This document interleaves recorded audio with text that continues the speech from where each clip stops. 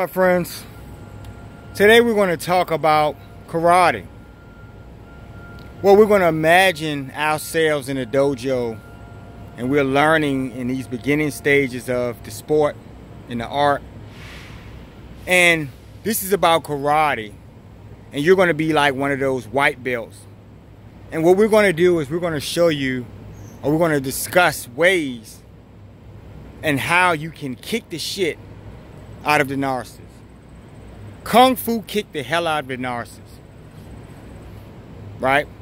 Now, are you doing it so you can gain total victory over these people? You're not interested in this type of fight. You know, you're only going to do what you need to do to get to higher ground.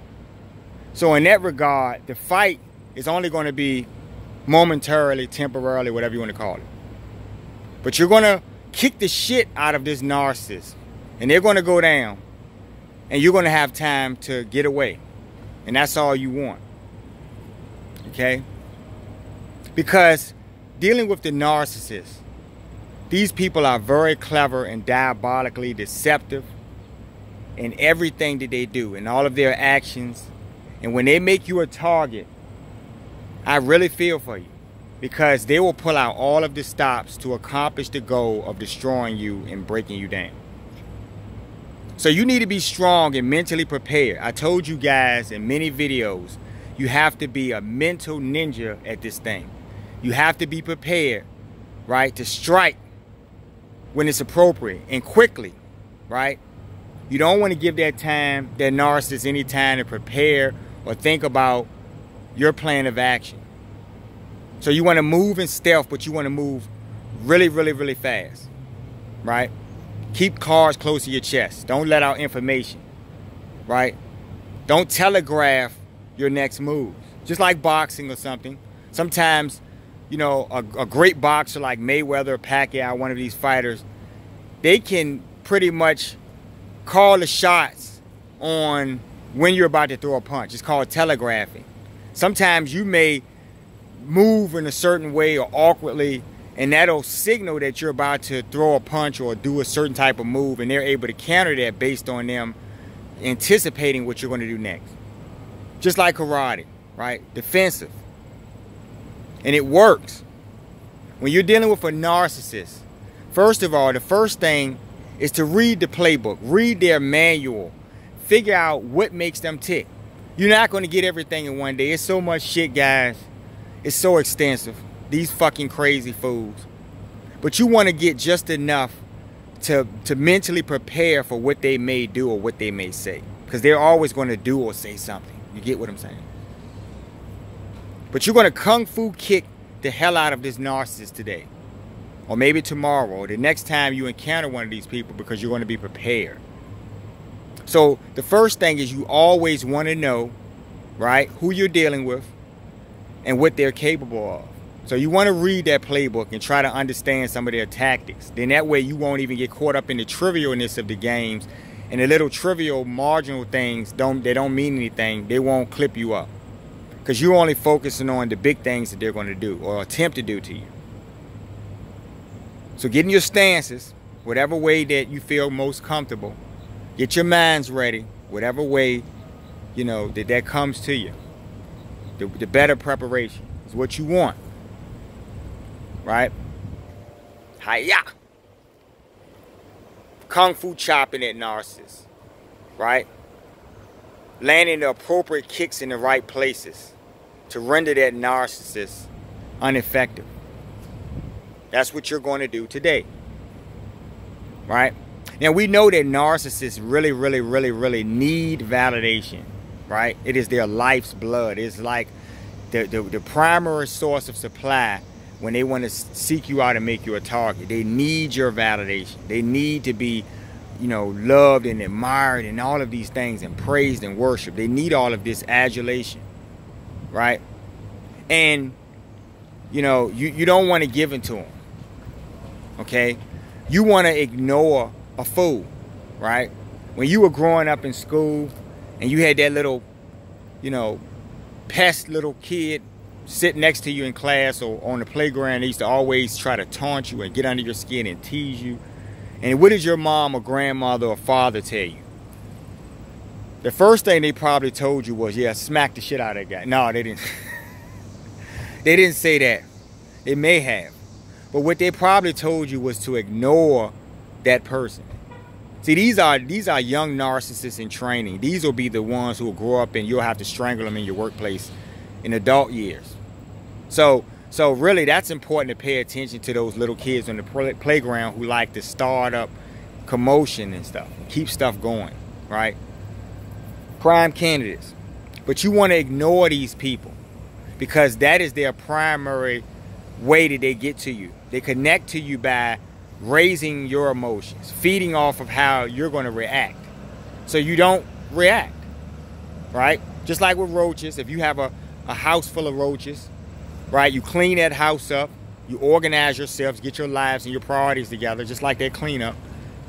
You spray, right? You put around boundaries and barriers, okay? And you eliminate all of the food sources, right? Because that's the number one way they're going to survive. They have to eat, right? Forget everything else, but they have to eat. And if you're not going to be a willing target or a willing victim, so I like to say, then they're not going to get anything from you, right? You're going to render the point of them discussing or engaging you completely ineffective, right? To your benefit. So I want you guys to think about all of that. Eliminating that food source, which is you, you know. Also, be very insightful, or try to attempt to be. Pay attention to all of the things that go on around you. All of the people that these people like to congregate with, because they're likely weasel-faced dogs or flying monkeys. These will be the very people who will undo you. The narcissists will rarely get their hands dirty, but these people will be willing to engage, get in the mud, do all of those things for the trinkets that they'll be rewarded from this master planner, who's simply doing all of this because, you know, you're doing something that makes them feel uncomfortable. You're being you. Maybe you know who you are. You know, it's starting to storm out here too. So I'll get from under these trees. I won't be long. But it's just like karate, people. The defensive tactics that you employ will protect your mental health and your stability on this job. You'll be able to last much longer. Now, you're not going to try to do this the whole term, because you're going to get out of there. If you are targeting a narcissistic workplace environment, you most certainly, you know, will be brought down at some point, right? It's you against the whole entire organization in some cases. Everyone wants to fit in. Everyone wants to be accepted, and so they will do whatever is necessary to make sure that's possible. If that means stepping on you, killing you, whatever they got to do. You've seen these people, folks. You've seen too many of these people in your lives. You know what to look for. So be insightful about all of those players, right? And don't tell your information. They'll come up to you and they'll try to butter you up and stuff. All of these are war tactics. See? They know what type of ammunition that you're working with. They know where your battle lines are drawn.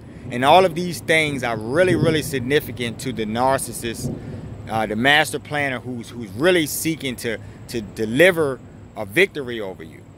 Deliver themselves a victory. And you want to shut that down. So that effectively is your kung fu kick, folks. See, I know you thought I was going to go into a long, drawn out, you know, set of tactics or something, right? There is really, because these people are really BSC, right, clinically, there's not a whole lot you can do, because this is spiritual. Like I keep saying, this is more than just a mental, you know, deficiency. This is more like they have a demoniac, you know, spirit. And when you're dealing with demoniac spirits, you know, it's not about logic, right? It's about something higher. So you're going to have to keep faith in highness to protect you when you're dealing with in realms that, you know, you just don't understand. It's starting to come down on too. Get from under this tree. So I'm not going to make this too much longer, folks. It's starting to really rumble out here. I'm standing under the tree. This is one of the primary places you don't want to be when a thunderstorm approaches. So I'm going to get on down this path. But I want you guys to think about that. Yeah, It's really simple. Kung Fu for the narcissist is merely taking away the things that empower them, taking away their food sources, taking away their ability to coordinate with other assholes to undo you, knowing what the actual thing may be that they will undo you on, right? Working ahead, staying 10 steps ahead of these people, doing your job, covering your bases, all of the things that they use to clip you up. That is your karate, right? You know, doesn't matter what belt you're wearing, you know, in this dojo, right? You want to free this. In order to free this, you have to do some things. You have to be willing to engage and assert yourselves. I talked about that in the video. Assertion. Making sure they know what you're not willing to be. You're not willing to be a footstool, a doormat, none of these things, right? You don't need validation. You know who you are. You are someone. You are intelligent. And you don't need a ground dweller to bring you lower than what they are, right? Because they would love to see someone under their shoe. Makes them feel so good. You don't want that. All right, let me get out from the storm. I love bad behavior, folks. But I love people who are studied and readied to deal with the narcissist with advanced techniques, because they have figured out the game plan and they're thinking steps ahead, and they're not going to allow themselves to fall into a trap. Those are the best people. Those are the people that you need to get advice from and figure out how they survive these toxic workplace environments, you know, and they can help you managing your affairs on your day-to-day. Those are the type of support networks and friends you need. I love those people. I rarely find them, but I love them when I do find them. All right. Pick up my book, I Love Bad Behavior. It's on Amazon, right? You can also get that book by going through my website, thinkbehavior.info. Please do that today. Like, share, subscribe to the channel, right? Please leave comments below if you have any. Also, we're open to taking donations if you go over to the website. And I appreciate all of the things that you guys have done, all of the time that you have spent viewing the videos, right? And supporting me in that fashion, right? Because I do this because I have a purpose. I love to know that my purpose, which means so much to me, is something that means something to you as well. Y'all have a good one.